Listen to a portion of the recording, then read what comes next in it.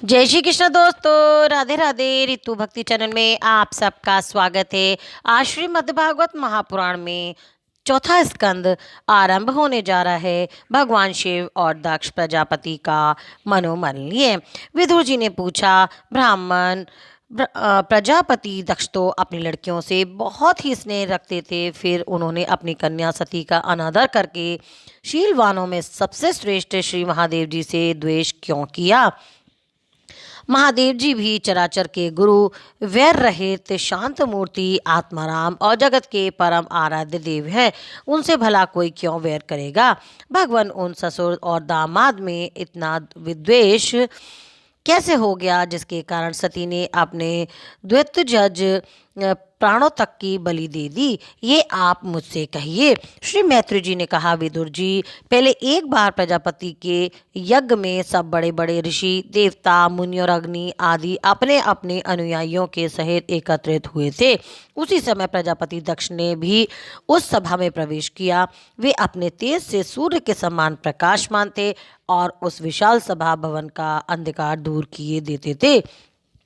उन्हें आया देख ब्रह्मा जी, महादेव जी अतिरिक्त अग्नि पर्यंत सभी सभासद उनके तेज से प्रभावित होकर अपने अपने आसनों से उठकर खड़े हो गए। इस प्रकार समस्त सभासदों में भली भांति सम्मान प्राप्त करके तेजस्वी दक्ष जगत पिता ब्रह्मा जी को प्रणाम करके उनकी आज्ञा से अपने आसन पर बैठ गए। परंतु महादेव जी को पहले से ही बैठा देख तथा उनसे अभ्युत्थान आदि से रूप में कुछ भी आदर न पाकर दक्ष उनका ये व्यवहार सहन न कर सके। उन्होंने उनकी ओर टेढ़ी नज़र से इस प्रकार देखा मानो उन्हें वे क्रोध अग्नि से जला डालेंगे। फिर कहने लगे, देवता और अग्नियों में सहित समस्त ब्रह्मर्षिगण मेरी बात सुने। मैं ना समझी या द्वेषवश नहीं कहता, बल्कि शिष्टाचार की बात कहता हूँ। ये निर्लज महादेव समस्त लोकपालों की पवित्र कीर्ति को धूल में मिला रहा है। देखिए, इस घमंडी ने सत्पुरुषों के आचरण को लंबित, लांछित एवं मटियामेट कर दिया है।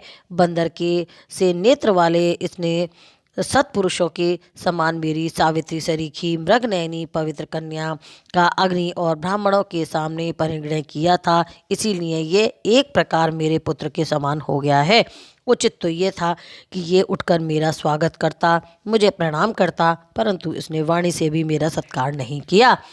हाय, जिस प्रकार शूद्र को कोई वेद पढ़ा दे, उसी प्रकार मैंने इच्छा न होते हुए भी भावीवश इसको अपनी सुकुमारी कन्या दे दी। इसने सत्कर्म का लोभ कर लिया। ये सदा अपवित्र रहता है, बड़ा ही घमंडी है और धर्म मर्यादा को का उल्लंघन ही करता रहता है। ये प्रेतों के निवास स्थान भयंकर शमशानों में भूत प्रेतों को साथ लिए घूमता रहता है। पूरे पागल की तरह सिर के बाल बिखेरे नंग धड़ंग फटकता रहता है और कभी हंसता है तो कभी रोता है। ये सारे शरीर पर चिता की अपवित्र भस्म लपेटे रहता है, गले में भूतों की माला पहने रहता है और सारे शरीर में हड्डियों के गहने पहने रहता है। ये बस नाम भर का ही शिव है, वास्तव में ये पूरा अशिव और अमंगल रूप है। जैसे ये स्वयं मतवाला है, वैसे ही इसे मतवाले प्यारे लगते हैं। भूत प्रेत प्रथम आदि निरे तमोगुणी स्वभाव वाले जीवों का ये नेता है। अरे, मैंने केवल ब्रह्मा जी के बहकावे में आकर ऐसे भूतों के सरदार, आचारहीन और दुष्ट स्वभाव वाले को अपनी भोली भाली बेटी ब्याह दी। श्री मैत्री जी कहते, विदुर जी, दक्ष ने इस प्रकार महादेव जी को बहुत कुछ बुरा भला कहा, तथापि उन्होंने इसका कोई प्रतिकार नहीं किया। वे पूर्वतः निश्चल भाव से बैठे रहे। इसके दक्ष के क्रोध का पारा और भी ऊंचा चढ़ गया और वे जल हाथ में लेकर उन्हें शाप देने को तैयार हो गए। दक्ष ने कहा, ये महादेव देवताओं में बड़ा ही अधम है। अब से इसे इंद्र, उपेंद्र आदि देवताओं के साथ यज्ञ का भाग ना मिले। उपस्थित मुख्य मुख्य सभासदों ने उन्हें बहुत मना किया, परंतु उन्होंने किसी की बात नहीं सुनी। महादेव जी को शाप दे ही दिया। फिर वे अत्यंत क्रोधित हो उस सभा से निकलकर अपने घर चले गए।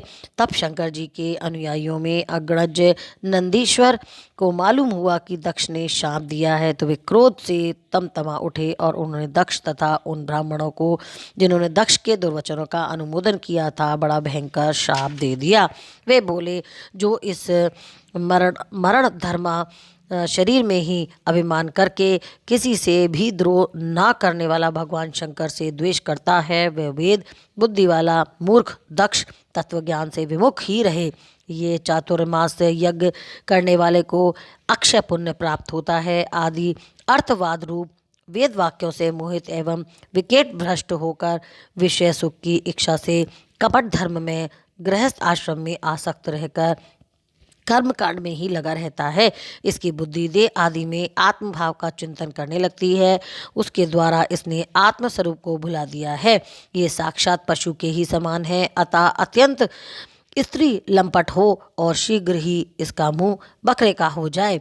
ये मूर्ख कर्मयी अविद्या को ही विद्या समझता है। इसीलिए ये और जो भगवान शंकर का अपमान करने वाला है, इस दुष्ट के पीछे पीछे चलने वाला है, वे सभी जन्म मरण रूप संसार चक्र में पड़े रहेंगे। वेदवाणी रूप लता फल श्रुति स्वरूप पुष्पों से सुशोभित है। उसके कर्म फल रूप मनमोहक गंध से इनके चित्त शुद्ध हो रहे हैं। इससे ये शंकर द्रोही कर्मों के जाल में फंसे रहे। ब्राह्मण लोग भक्षा के विचार को छोड़कर केवल पेट पालने के लिए ही विद्या तप और व्रत आदि का आश्रय ले तथा धन शरीर और इंद्रियों को सुख मानकर उन्हीं के गुलाम बनकर दुनिया में भीख मांगते भटकते रहते हैं।